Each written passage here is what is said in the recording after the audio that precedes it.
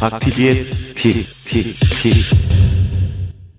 통계청이 지난 1월에 발표한 작년 양곡 소비량 조사를 보면 1인당 연간 쌀 소비량이 56.7kg까지 줄었습니다. 해당 통계 집계를 시작한 1963년 이래 가장 적은 수준인데 30년 전인 1992년 이때는 112.9kg을 먹었단 말이죠. 너무나 큰 차이가 나타나고 있습니다. 와, 쌀을 절반밖에 안 먹는다. 그만큼 다이어트를 많이 하는 건 아니고 대체적으로 뭐 밀가루나 고기 이런 걸 많이 먹기 때문 아닐까라는 생각이 드네요. 맞습니다. 통계가 1963년부터 집계가 됐다고 했는데 60년 되면 우리나라가 정말 못 살 때 아닙니까? 아시아에서도 손에 꼽을 정도로 가난한 나라였던 한국. 그런데 그렇게 가난했을 때 먹었던 쌀의 양보다 지금이 더 적다는 거예요. 서구화된 식습관 영향이 크겠죠. 거기다가 1인 가구가 늘어나니까 또 쌀을 적게 먹는다는 거예요. 2명, 3명만 같이 살더라도 솥에다가 밥을 해 먹고 밥솥에 밥을 하게 되면 그래도 조금 더 쌀을 붓기 마련인데 햇반 같은 거 이미 만들어진 쌀을 먹게 되니까 아무래도 쌀 소비가 줄어들 수밖에 없을 겁니다. 그렇죠. 아니, 가족이나 친구들끼리 이렇게 왁자지껄 모여가지고 먹어야 밥도 많이 먹게 되지, 혼자서 먹으면 입맛 없어요. 많이 안 먹게 되거든요. 정부도 밀가루를 너무 많이 먹어서 쌀이 소비가 안 된다고 생각을 해서인지 밀가루를 대체할 수 있는 가루쌀, 분질미라고 하더라고요. 가루쌀 제품을 개발해서 쌀 가공식품 시장을 활성화해보자. 또 이렇게 피치를 하고 있는데 문제는 쌀이 들어갈수록 원가 부담도 커진다는 겁니다. 게다가 국산 쌀을 써야 된다고 하는 강제 조항이나 의무가 없기 때문에 쌀을 굳이 써야 된다면 외국산을 쓴다는 거예요. 아무래도 그러겠죠. 기업들은 이윤 생각해야 되잖아요. 그런데 이유가 있더라고요. 국산 쌀은 직불금, 의무 수매 이런 인위적인 과정을 거치다 보니 가격이 높다는 겁니다. 햅쌀 그리고 비축미, 비축미니까 2년 된 쌀이라고 볼 수가 있겠죠. 뭐 구곡이라는 표현을 쓰는데 햅쌀의 경우에는 농협이나 개별 농가와 협상을 해야 되고요. 구곡은 정부미이기 때문에 정부랑 협상을 해야 된다는 겁니다. 일하는 것도 바쁜데 쌀 집어넣어서 음식 만드는 것도 바쁜데 협상 창구가 이렇게 따로 나눠져 있다는 겁니다. 그러니까요. 많은 기업들이 그냥 미국이나 이런 데에서 쌀 수입해다가 쓰는 게 훨씬 더 낫다. 가격도 훨씬 저렴하고. 이런 소리를 하고 있는 거죠. 예, 쌀 수요가 줄어서 정부와 기업들이 나름의 안간힘을 쓰고 있는 모습이었는데 현 정부가요, 논에 벼 대신 다른 작물을 심도록 정책을 펼쳐왔다는 사실, 경불진에서도 예전에 말씀드린 바가 있는데 그에 대한 결과가 나왔습니다. 쌀 수요가 적다고 하니까 그럼 쌀 농사 자체를 줄이면 되는 거 아니야? 이건 5차원적인 사고방식이라고 해야 되나요? 이건 5차원이 아니죠. 거꾸로 가야죠. 1차원적이죠. 예, 1차원적인 사고방식의 결과가 나왔습니다. 올해 벼 재배 면적이 역대 최소를 기록했습니다. 드디어 정부가 원하는 결과가 나왔습니다. 하지만 애초 정부가 제시했던 적정 벼 재배 면적을 약 3만 헥타르 초과했대요. 그래서 쌀 공급 과잉 문제, 이로 인한 정부 재정 지출은 여전히 늘어날 수밖에 없다. 이러한 예상이 나왔습니다. 통계청이 지난달 29일 발표한 올해 벼 재배 면적 70만 8천 헥타르, 전년 대비 2.6% 감소에 그쳤습니다. 우리 입장에서는 2.6%에 그쳐서 다행이지만 윤석열 정부 입장에서는 너무나 짜증나는 결과일 것 같아요. 어쨌거나 관련 통계를 작성한 1975년 이후 가장 적은 면적입니다. 벼 재배 면적 2004년까지 100만 헥타르 수준이었지만 거의 매년 감소 추세입니다. 하지만 쌀 생산량 감소가 쌀 수요 감소를 따라가지 못하면서 구조적인 쌀 공급 과잉에 빠져 있는 거죠. 이러다 보니 쌀값은 계속 떨어지고 있고요. 작년 쌀값은 연초에 20kg에 5만 880원. 그런데 8월 말 4만 393원까지 하락했습니다. 앞자리가 달라졌어요. 실제로 올해 벼 재배 면적 감소, 정부의 정책에 따른 결과로 보이는데 윤석열 정부에서는 아예 벼를 심지 말고 정부가 지정한 전략 작물을 심으면 직불금을 지급하는 전략작물 직불제 정책을 내놨습니다. 그렇군요. 아니, 그러면 전략 작물은 도대체 뭔가요? 밀이 대표적이고요. 분질미, 그러니까 가루쌀도 있고요. 콩이 방추됐습니다. 그리고 가축들을 먹일 건초나 집을 통트는 말, 조사료라는 용어가 있더라고요. 이런 작물들을 전략 작물로 지정했습니다. 특히나 콩을 강추했다고 말씀을 드렸는데 콩이 자급률이 23.7%에 불과하다. 하지만 각종 장류, 두부, 콩나물, 한국인들이 좋아하는 음식이 재료이기 때문에 논콩을 적극 권했던 거죠. 여기에 밥만큼이나 빵도 많이 먹으니까 밥쌀 대신에 제빵용 가로쌀, 분질미 농사도 적극 권장했습니다. 이걸 또 넘어서 의무조항까지 만들었다면서요. 맞습니다.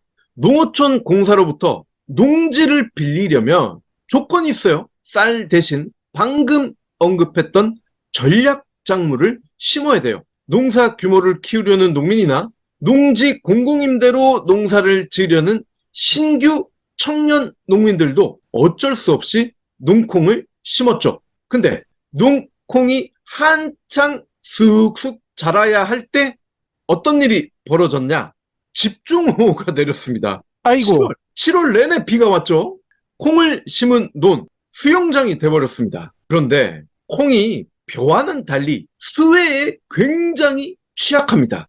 뿌리가 물에 잠기면요, 생산은커녕 그대로 썩어버리기 때문에 물 빠짐이 중요하대요. 문제는 기존의 우리나라의 논, 벼를 키우는데 최적화되어 있기 때문에 물을 가두는 기능이 있는 평평한 습지나 마찬가지라는 겁니다.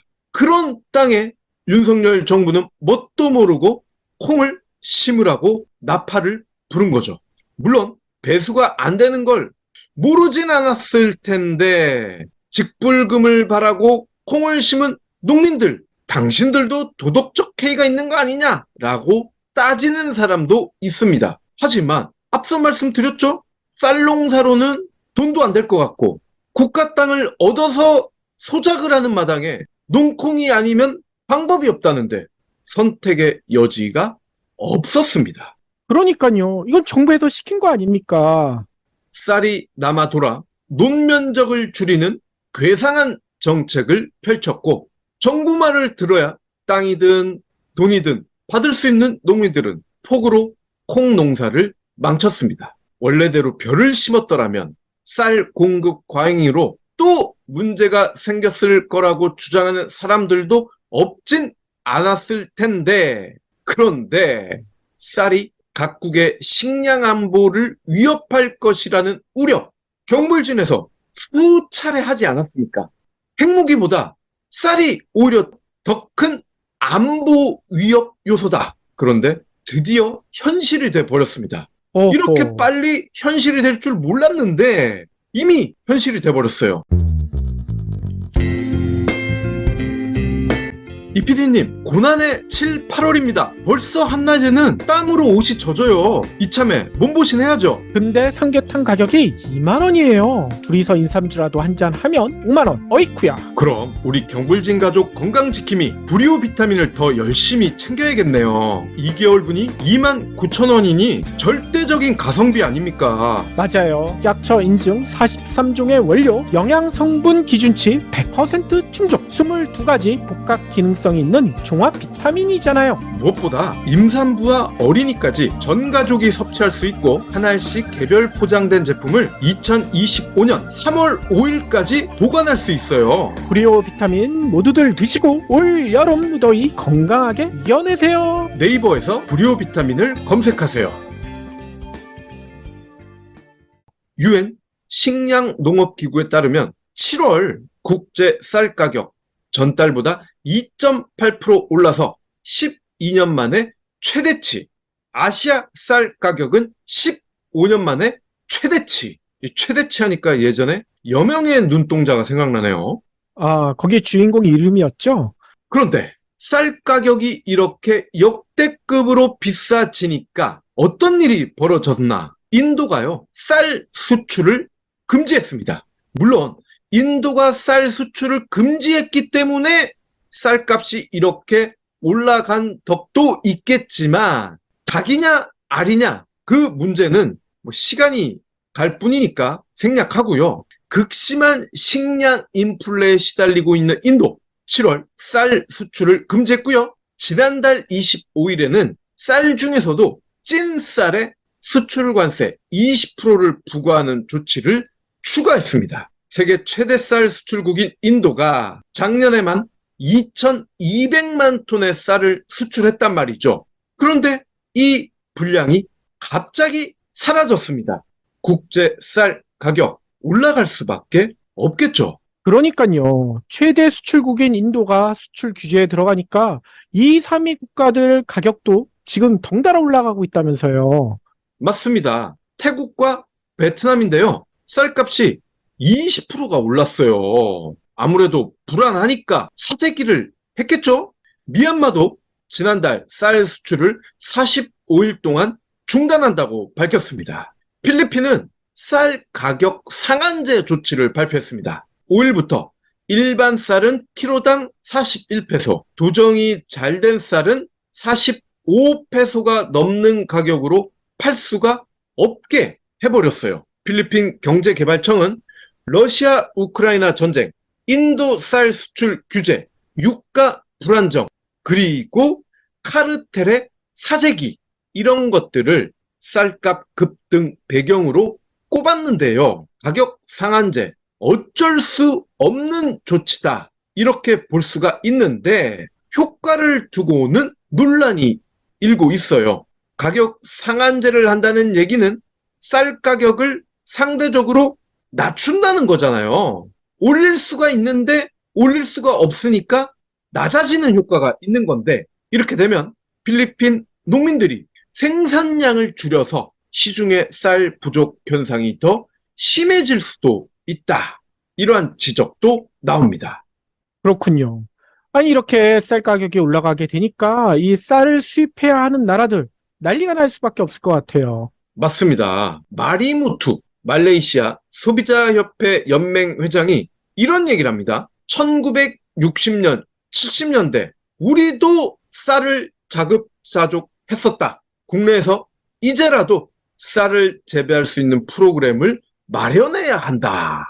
말레이시아마저도 이제는 쌀 부족을 걱정하고 있다는 겁니다. 그러나 정작 쌀 수출국들은 기후변화로 예전만큼 벼농사를 못 짓고 있대요. 다른 작물 재배를 어쩔 수 없이 고민을 해야 된다는 겁니다. 우리나라처럼 선택이 아니라 얘네는 의무가 되고 있어요.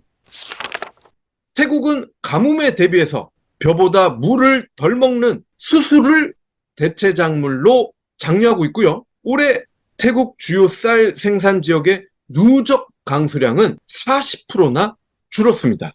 태국처럼 비가 많이 왔던 나라에서 강수량이 40%가 줄었다. 이러니 벼를 재배할 수가 없게 된 겁니다. 인도네시아도 마찬가지인데요. 엘니뇨 탓에 쌀 생산량이 5%나 줄어든다고 합니다.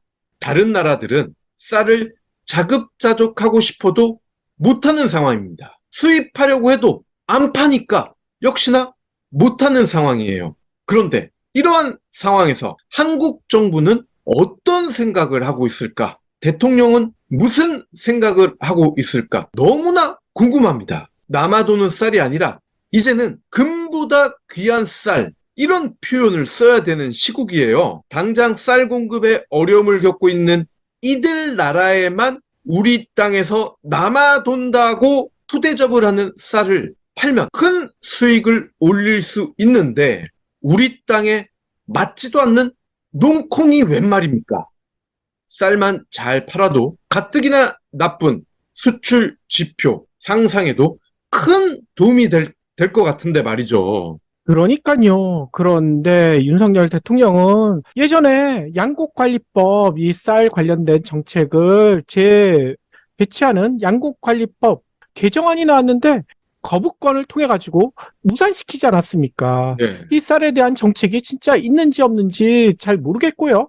게다가 이렇게 쌀 남아돈다. 과거에는 이 남아도는 쌀 북한 주민들에게 구호품으로 건네주기도 했었거든요. 아니, 북한과 관계 좋게 만들 수 있는 가장 좋은 방법 중에 하나인데 이제는 북한과 각만 세우려고 하고 있으니 이거 앞으로 어떻게 될지 진짜 너무나 걱정이 돼요. 보수가 환장하는 달러. 이제는 쌀이 달러입니다. 경불진 완주해 주셔서 감사합니다. 하트 투척, 댓글 남기기, 링크 공유, 계좌 후원 등 경불진 두 PD에게 힘을 보태주세요. 더 좋은 내용으로 보답하겠습니다.